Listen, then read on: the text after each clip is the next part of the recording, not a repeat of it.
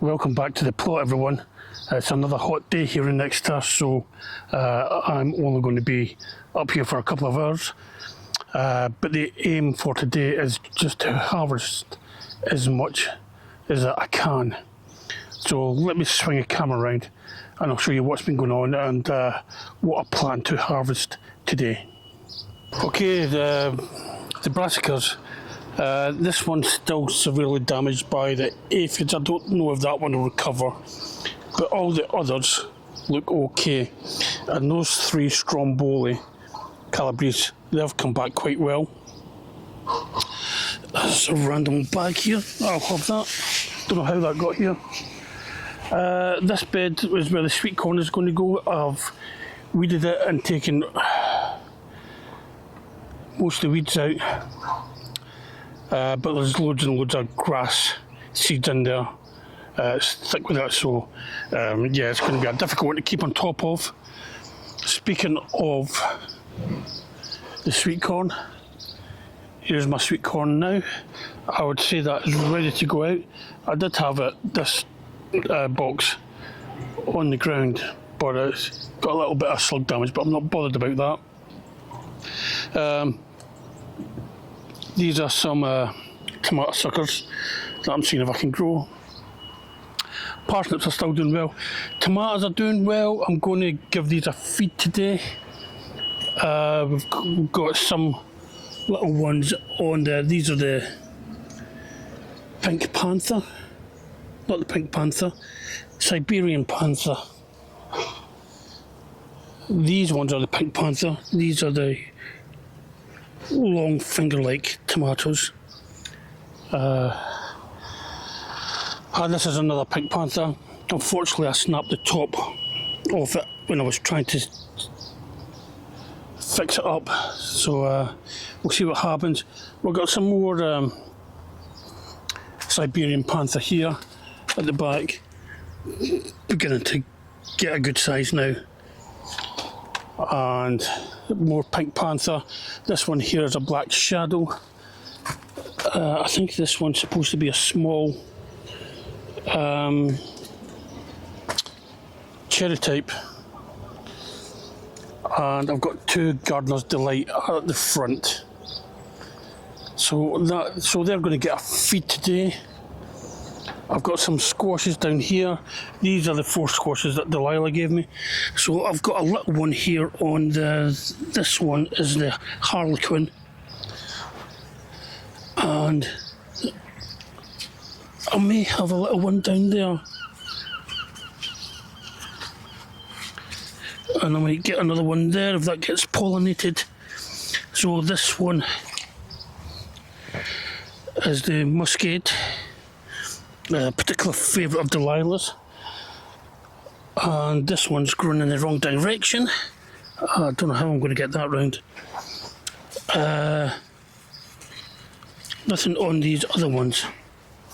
I'm going to have to try and train these vines around to grow up the bed rather than where they really want to grow. This is a volunteer potato. I've just left it in. We'll see what we get. See if we get some potatoes. These are the little orange Japanese squashes that I grow every year. Although they're not having much success this year. One got completely slugged. And the rest of the plants just don't look like they're trying. There is a flower with a little squash, female flower on that one. But the plants are quite small. These are butternut squashes. Little one there. That's it. I usually find, oh, thank you Mr. B, get right in there, that'll do nicely. I usually find the butternut squashes need a long summer to produce fruit. And here, oh, this is a mess. I've got a few carrots, which I'm going to get. All this stuff here is all bindweed. I've got a different idea. I've got a different plan for carrots this year. It's not too late to sow some, so I'm going to sow some in another bed. These are the Mons too. I'm going to pick all these. Some of them have gone over to pod up. Doesn't bother me, I'll still eat them. I did have some beetroot in here, but it's been overrun by bindweed. So all those white flowers are bindweed. So I'm going to pick those Mons too, feed the squashes, feed the tomatoes. God, it's hot. I want to pick some lettuce to take home. And I plan to take out the garlic. So garlic, lettuce will be the last thing I take out, as that wilts as soon as you pick it. But if you wash it in cold water, I'll put it in a bag, put it in the bottom of the fridge. It will perk up and it will last for a week. Peas, I did harvest a load of peas along here at the weekend, but I'm going to do these ones here. They're so small plants, they really are. I was hoping they'd be up here to the top of the nets, but I mean, I've got peas on them, so I'll take them. The Swedes have recovered slightly from the aphid attack. These beetroots, I'm going to need to pick these because they've gone to seed. As you see, this one's got a flower head on it. It's a little one. So I'm going to pull the rest of these, I think, before they go to seed. I've got some beetroot seedlings at home I can bring up, and I'm going to take some of these. These are the Kestrel secondaries, so these are ready to pick. So I'm going to take some of these. This bed, this was the broad beans. You see they all got really hammered by the aphids, the black fly. So what I'm going to do with this bed, I'm going to take all these out. I'm going to weed it again, get rid of all this bindweed that's crawling along the ground. I'm going to get a few bags of compost and put the compost over the top. Then I'm going to plant carrots in here. As you can see, oh, that's interesting. If you see that, that is ladybird larvae. So that's a ladybird or ladybug before it actually turns red. And they're actually eating the black fly. So there's two on that leaf, which is a good sign. Just wish they'd arrived sooner. As you can see, all the leaves have gone off this, which makes me think there must be some sort of maggot or grub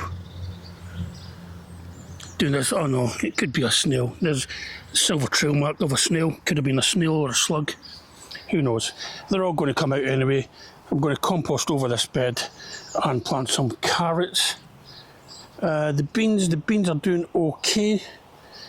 These are still climbing. These are the purple French beans. All the beds could do with a little bit of a weed, but it's just too hot. I'm not going to stay up here all day. It's too hot already. These are the runner beans. These have got some nice flowers on them, but no beans yet, which is, I'm not too worried about. There's plenty of time, and the flowers do look nice. It's got some black fly on there. I don't know, I might give that a little spray with something, see if the bug spray will get it. Let's give this one a little helping hand. In case you didn't know, these plants climb round anti-clockwise. And what happens is the tip of the plant tries to follow the sun during the day. So difficult to do that one-handed, but there you go, that'll help that out. And there's a bee.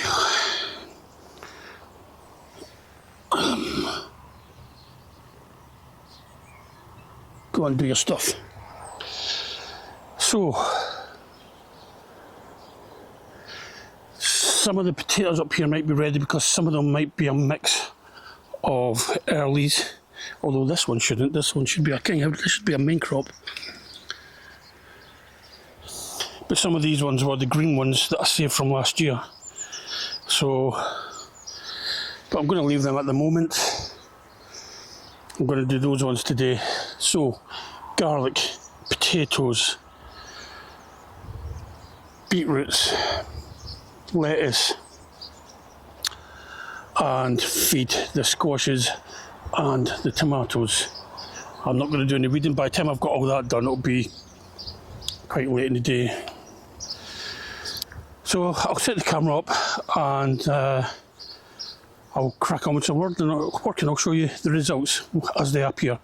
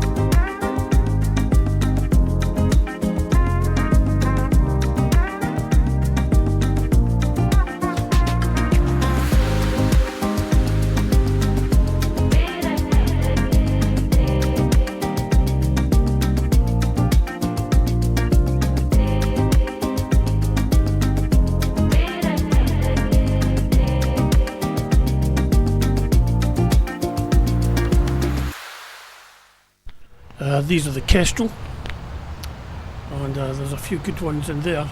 If we get a few more that size, I'll be really happy.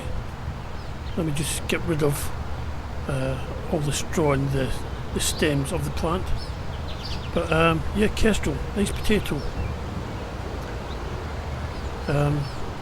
Very attractive. It's got purple skin around the eyes.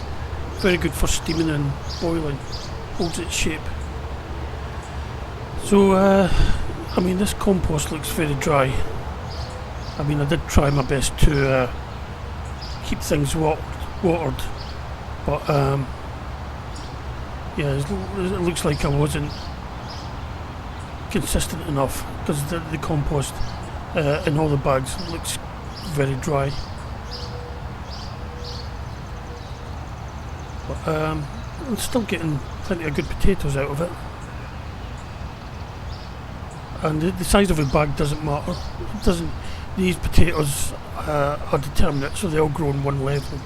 So you can grow these potatoes. You know, you don't need huge big pots to grow them. They'll grow in lots of things. In fact, I'm growing some in old compost bags, and they do just as well. You don't need to buy anything to grow them. You don't need to buy these fancy potato bags or potato pots. You can just use old compost bags. But I mean, I've got these bags. I've had them for a long time. When they go, I probably won't buy new ones. I'll probably just use compost sacks. And as for the compost itself, that won't be get thrown away. I will reuse that. It'll either end up on the beds to sort of like feed more organic matter back into the beds, or I'll recharge it with some blood, fish and bone, and use it for potatoes again next year. The actual compost itself is the homegrown compost that I make here at the allotment, so it didn't really cost me anything anyway. It's mostly made up of the bunny waste we have from home and any sort of like green matter from the allotment, excluding weeds. I try not to put a lot of weeds in my compost because it's already got bindweed growing through it, so I don't want to add to it by getting potato seeds, weed seeds in there as well. So it looks in this bag as if there's a few shallot potatoes as well, but that's not a problem. They'll get eaten just as well as the kestrel. And I came across this strange thing. It's a cluster of worms. I don't know why they're all clustered like that, but I'll just throw it on the bed, one of the beds, and either they can burrow down or the sparrows can come and get them. But yeah, some decent sized potatoes in this bag as well.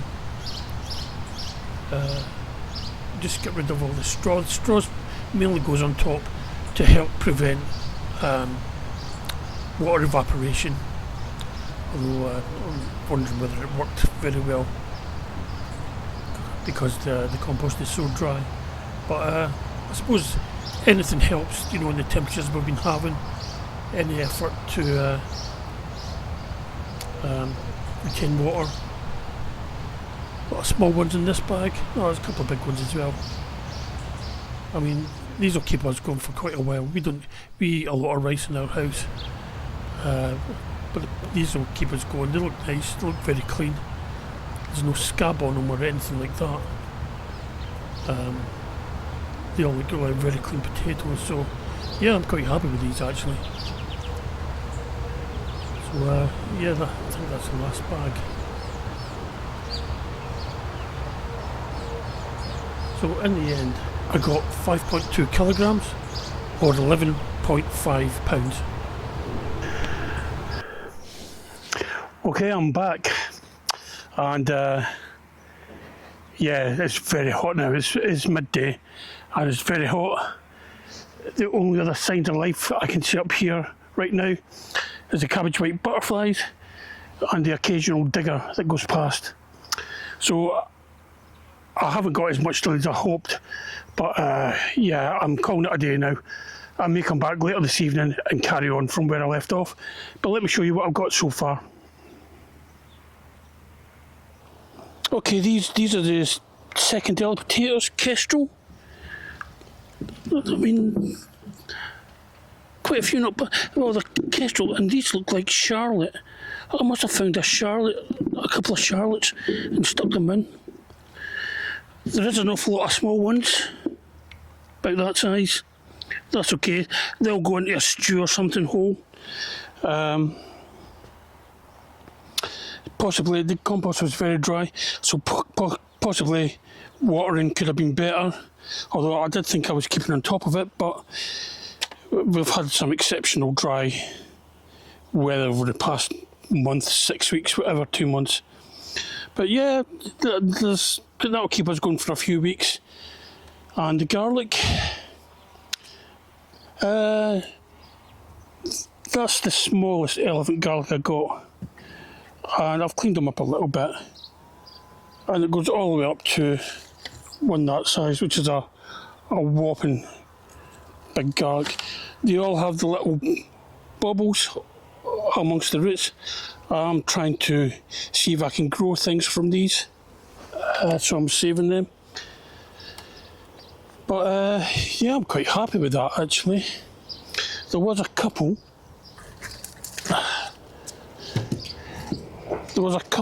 that had onion white rot. You can just see it in there. But it's not too bad. What I might do is when I get home, I might peel these all the way back and inspect the cloves. Any cloves that I've got mould or rot will be binned. But if they look okay, I'll keep them. So that's the elephant garlic and the early potatoes. So that's me for now. I'll be back later hopefully. So stay put and I'll see you all later.